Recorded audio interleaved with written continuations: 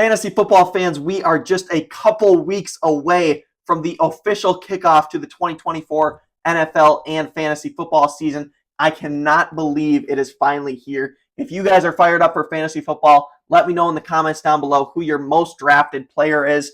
I am going to be discussing my top 10 quarterback rankings in today's video. Feel free to let me know in the comments what you think of this list, and go ahead and subscribe to this channel. We just reached over 700 subscribers. We are going to try our best to get to 1K subs by the time NFL season is underway. So go ahead and hit that subscribe button. It would be greatly appreciated by me. But let's get right into it. Quarterback number 10. We are going to work our way down from 10 all the way to 1. For me is going to be Kyler Murray. Obviously, he has elite rushing upside. We got a revamped offense with Marvin Harrison Jr. joining the roster this season. So we're going to go ahead, just like we will with all of the other guys, we're going to discuss every red flag that I see for the guys that I have ranked.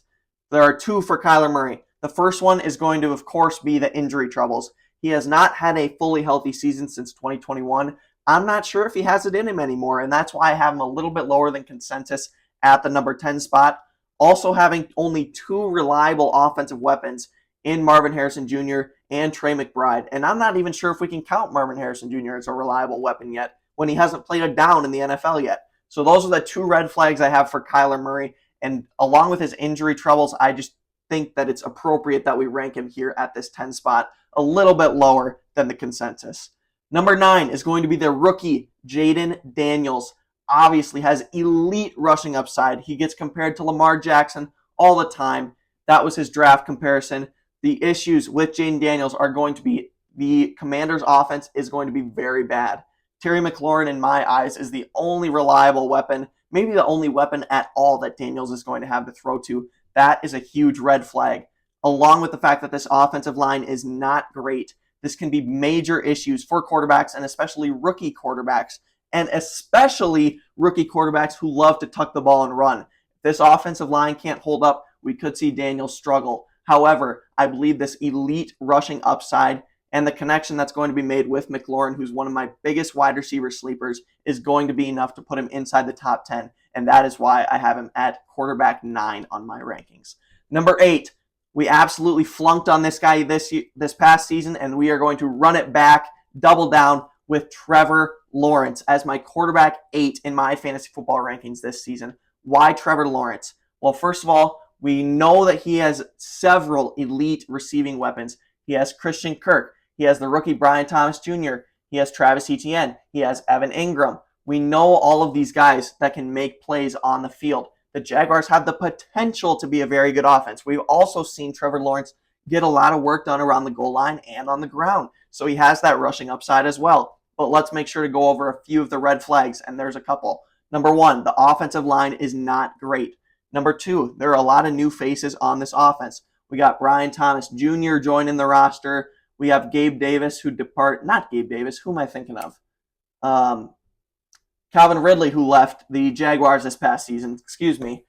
So there's going to be a lot of new faces, a lot of new team chemistry that could either be really good or really bad. We don't really know yet. And then, of course, the injury issue from last season was the first time he's ever had injury issues, but definitely something to note. So the offensive line, the new connection and chemistry of the weapons with Trevor Lawrence, and then whether or not he's going to be able to stay healthy are a few of the concerns that I have. However, I believe the positives far outweigh the negatives, and he is one of the best quarterback values that you can get late in your drafts. Trevor Lawrence is my quarterback 8 for this season. Number 7 is Dak Prescott. We know the Cowboys are going to be a top 10 offense in the NFL. We know they're going to be a top 5 pass-heavy offense in the NFL. They don't even have a running back. They brought back Zeke Elliott, for crying out loud. They got rid of Tony Pollard. They didn't do enough to replace him. They are not going to be a good running team. So they are going to be absolutely chucking the ball. We saw what Dak did the back half of last season, and I expect this season, from a volume perspective on the pass attempts, to be exactly the same. The only negative I see for Dak Prescott is the fact that CeeDee Lamb is literally the only elite option that they have in that offense for Dak to throw to. This is exactly why Ferguson is a massive tight end sleeper for me this season. He is currently my tight end 3, but we're not talking tight ends right now. Dak Prescott is my quarterback 7. I believe he's going to have another big season in store from a volume and passing yard perspective. Number 6, Lamar Jackson, just a couple spots lower than consensus yet again. You guys are going to be interested probably who's in this top 5. If Lamar Jackson's not in the top 5, we will see. Lamar, obviously, electric on the ground, but bringing in Derrick Henry, I believe, is going to take away a lot of that work. I believe they want to keep Lamar Jackson healthy, which is why they brought in Derrick Henry to alleviate some of that pressure on the ground. So that is why I believe Lamar Jackson's rushing upside could take a bit of a drop off. Obviously, he is still one of the faces of the NFL at the quarterback position. There is no doubt. Couple of the red flags. Not a high volume passer. We know this already. For fantasy quarterbacks, we're looking for elite passing volume options. Lamar is not one of them. Number 2, the offensive line is solid, but it's not spectacular. It's been better in the past, and this season, it is not going to be nearly as good as it has past seasons. Lamar Jackson is just a little bit lower on my rankings at quarterback 6. We've officially reached the top 5. If you guys have made it this far, feel free to let me know in the comments down below what you think of these rankings so far. I want to make this interactive, and also, please do me a favor and subscribe to the channel. I am an independent. I don't work for anybody. I don't have any sponsorships. It's just a guy sitting here, a broke college kid who loves talking football and loves talking fantasy football. So please, the only way that you can help me continue to pump out this content for you guys is to hit that subscribe button. It takes you literally 2 seconds. Leave a like as well. I would greatly appreciate it. Let's get into the top 5. Number 5, and this one's going to be bold, is Caleb Williams. Yes, Caleb Williams, the rookie. Why in the world do I have a rookie in my top 5 quarterbacks? Well, let's talk about it. What do we look for in a fantasy football quarterback? We look for rushing upside. Caleb Williams checks that box. We look for an offensive line. Caleb Williams and the Bears have a solid offensive line. We look for elite receiving weapons. He has 3 of those. He has a new rookie in Rome Odunze. He has DJ Moore, and he has Keenan Allen. What more could we want? He has high passing volume. The Bears running backs are DeAndre Swift and Khalil Herbert, for crying out loud. They are not going to be a good team on the ground. They are going to look to air the ball out. So all 4 of those things, Caleb Williams checks off. There's not a single red flag other than the fact that he's a rookie and hasn't had the experience yet. So I am absolutely, if I'm looking to punt the quarterback position, if I don't get that elite quarterback early, I am absolutely taking a shot on Caleb Williams as my QB1 later in drafts. He has everything you could want in a fantasy quarterback. He checks every box. We saw Stroud go off last year. Why can't it be Caleb Williams this year when he has everything that Stroud had, plus the wheels on the ground? We already saw in the preseason he can get it done on the ground. Caleb Williams and the Bears are going to be electric on offense this season. QB4, we just mentioned his name, CJ Stroud. We saw what the Texans did last season. We saw how much they were willing to air it out and let CJ Stroud throw the ball downfield. With the addition of Stephon Diggs, this is only going to be more and more of the case. The Texans are going to be arguably the best offense in the NFL this season. They have Stephon Diggs. They have Nico Collins. They have Tank Dell. They have Dalton Schultz. They have Joe Mixon. They have so many weapons. They are going to be so good, and Stroud is going to be the biggest beneficiary to this. What is the only thing that Stroud does not have? It's that elite rushing upside. But Stroud obviously has the ability to throw for 40-plus touchdowns with this type of offensive caliber surrounding him. Stroud's my QB number 4. Let me know what you think of that in the comments below. Top 3, you're going to see no new names here. Straight old chalky top 3 quarterback rankings. Number 3 is going to be Patrick Mahomes. The only red flag that Pat Mahomes has is that lack of elite rushing upside. He obviously is going to have a bit new of an offensive look. They got a few new faces there. We got Xavier Worthy, the rookie. We got Marquise Brown, who's already banged up. We got Kelsey. We got Rashee Rice. There are a couple unknowns with those guys. So that is why I have Mahomes at number 3, along with that lack of rushing upside. You guys know who the top 2 are. Number 2 is going to be Jalen Hurts of the Eagles. The offensive line is going to take a hit this season without Jason Kelsey. There is no doubt about it. I also believe that adding Saquon Barkley is going to cause for a touchdown regression from Jalen Hurts. I don't believe we're going to see him punch the ball into the end zone 15 times this season. Saquon is going to alleviate that. Saquon Barkley is going to alleviate that pressure for Jalen Hurts, and he is going to see a regression in the touchdown category. They obviously still have a top 5 offense in the NFL. Hurts is going to be elite. He's going to be electric. That is why Jalen Hurts is my number 2 quarterback. But he ain't number 1. Number 1 is Josh Allen, the guy who's finished inside the top 2 quarterbacks like the last 5 seasons. The dude is the definition of consistent. What is the only red flag for Josh Allen? It is that his top 2 weapons last season left him. Stefon Diggs and now Gabe Davis, as we flunked up on earlier in the show. Those 2 are both gone. Josh Allen has never failed to produce both on the ground and through the air. He's going to have all sorts of passing attempts. He's going to punch it in around the goal line, continue to do that. They didn't bring anyone in like the Eagles did with Saquon Barkley to alleviate that pressure near the goal line.